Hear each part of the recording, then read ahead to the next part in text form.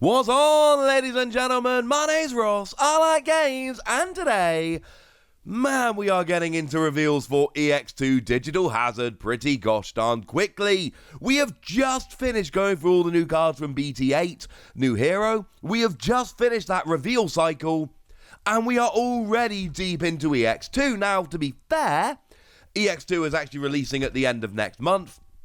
It is coming out on Christmas Eve, so they do kind of have to get to these reveals sooner rather than later, and we've already got our first super rare that's gone and been revealed. It is Megidramon.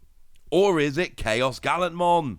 Let's have a gander. Our translations today come from the lovely folks over at DigimonCard.dev, as well as the lovely folks over at Ensan Gaming, and any translated proxies we use are also from the lovely folks at DigimonCard.dev. I'm a fan. Could you tell? So Megidramon then, we got a 13 cost to play normally, 5 cost to Digivolve, 13,000 power level 6. And to be perfectly blunt, this is huge. This is absolutely gigantic. This is expensive to play, it's expensive to Digivolve, it's got high power. Basically everything about this is big. Okay.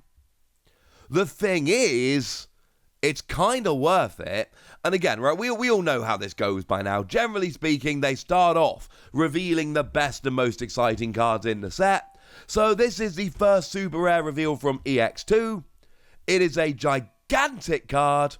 Is it actually any good? And actually, I'm lying to you already. It's not the first super rare revealed. We've already seen Gallantmon. Okay, fine. It's the second super rare revealed. Well, the good news is, this card is also treated as Chaos Gallantmon.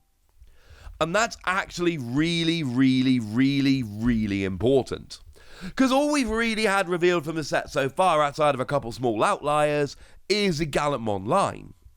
So for instance, Digimon, if this Digimon has Geomon, Growlmon or Gallantmon in its name when you're attacking, draw a card. Well, good news, this totally counts. Geomon's got an inheritable skill. If this Digimon has Growlmon or Gallantmon in its name, when you are attacking, delete one of your opponent's Digimon with 3,000 power or less. Well, great, this totally counts. Growlmon, when you are attacking once per turn, if this Digimon has Growlmon or Gallantmon in its name, delete one of your opponent's Digimon with 3,000 power or less. Yeah, that's right, that's the same skill. This totally counts. War Growlmon, the maximum DP of the effects that delete your opponent's Digimon is increased by 1,000. That's going to be relevant, we'll get there in a moment. So yeah, basically the fact that this Digimon is also treated as Chaos Gallantmon is incredibly important, because we have, even just in this set, a bunch of inheritable skills that refer specifically to Gallantmon and a couple of others. So yeah, the fact that your name contains Gallantmon is absolutely huge, opens up a whole bunch of extra options. Now, when you are Digivolving, you delete one of your opponent's Digimon with 10,000 power or less. If this effect does not delete a Digimon, then you trash 5 cards on the top of both players' decks. And my first reaction here is 10,000 power isn't enough. Generally speaking, we need 11,000 power, because that's what your average level 6 has. But then we remind ourselves about War Growlmon, and actually War Growlmon says that the maximum DP of your effects that delete your opponent's Digimon is increased by 1,000.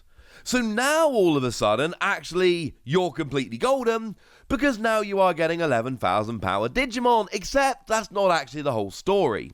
Because although 11,000 has been the average level 6 for a while, I think it's fair to say that lately we've been seeing more and more bigger level 6s. What we really want to do is get up to 12 or even 13,000 power, and that's where Gallantmon comes in. Because Gallantmon says that, on your turn if you have a red tamer, the maximum DP of your effects that delete Digimon increases by 2,000 power. Oh yeah, ladies and gentlemen. If you put that together with War Growlmon, then all of a sudden you're not getting 10,000 or even 11,000, you're getting 13,000. And that is a key number here. There are, I suppose, ways that we're going to see level 6s above 13,000, but generally speaking, if we look at 13,000 power, something like Nidogmon, yeah, I'm giving Nidogmon a shout out because I love him, well, that's generally when we go, oh, that's big. That's about as big as level 6s get. And now we're going to be able to go ahead and get all of them. And this is what's huge. If you do this properly and you've got the right multipliers, you Digivolve up and you delete basically any of your opponent's Digimon that you like. You get to pick one of their Digimon and just be like, boom, gutted. And then it's gone. And I love this, ladies and gentlemen. I absolutely love this. Because generally speaking, right, as you're going through the game, not all the times, of course, but there are going to be many games where your opponent ends up with one big Digimon that is threatening you, where you're just worried about that one big Digimon. And sure, you've always got cards like Gaia Force that can drop down and get rid of it, but this, if done properly, is going to be basically Gaia Force. Although, to be fair, level 7s, you are going to struggle to get level 7s with this. It's going to be a little bit of a pain. You can, if you really want, always try and, build it up. So what you actually end up with is multiple Gallantmon, and then you can get up to 15, 17,000 power, but I think it's fair to say that's going to be a little bit awkward, to put it euphemistically. And I suppose we do need to mention here that we're actually relying on having a level 6 out. Having the right level 5 is not that big of an issue, but certainly having to have a level 6 out and having a level 5 that evolves from it all starts getting a little bit awkward at this stage. But if you don't end up deleting a Digimon for whatever reason, generally if your opponent doesn't have a Digimon, then you trash the top 5 cards from each player's deck. Well, okay. This is basically if you can't delete a Digimon either because your opponent doesn't have one, or maybe because your opponent doesn't have one of 10,000 or less. But regardless, this is actually, I don't know. I don't really know how to feel about this skill. Because on the one hand, trashing 5 cards on top of my opponent's deck is wonderful, because that's going to take away their options and be super annoying and all of that. But then by the other turn, you don't really want to just trash 5 on the top of yours. But I suppose this might be a decent time to point out that this is a dual-type red and purple Digimon. And purple loves self-milling, and purple love playing from the trash. So actually here, if you are playing from the trash, maybe this can work. And maybe this can be a good thing. And now, if I'm trashing the top 5 cards of my deck because I want to actually be able to play from the trash, but I'm also trashing the top 5 cards of my opponent's deck, and they don't want me to do that because that's taking away options, getting rid of cards in their deck, making it more awkward for them to actually do the kind of things that they want to do, that can actually be a very, very nice skill indeed. We then have a deletion skill that lets you play a Guilmon and a Takato Matsuki from your hand or trash without playing their memory costs. Now, I'll be honest with you, Takato Matsuki here we've just not seen. It's definitely going to be a tamer that comes around in this set, because otherwise this would be a really weird skill. We've seen that Digimon love foreshadowing like this. They love making cards that refer to other cards in the same set.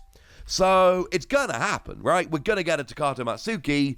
It's just we haven't actually seen one yet. But regardless of how good this actually ends up being, you're able to play a tamer for free from either your hand or from your trash. That's really cool.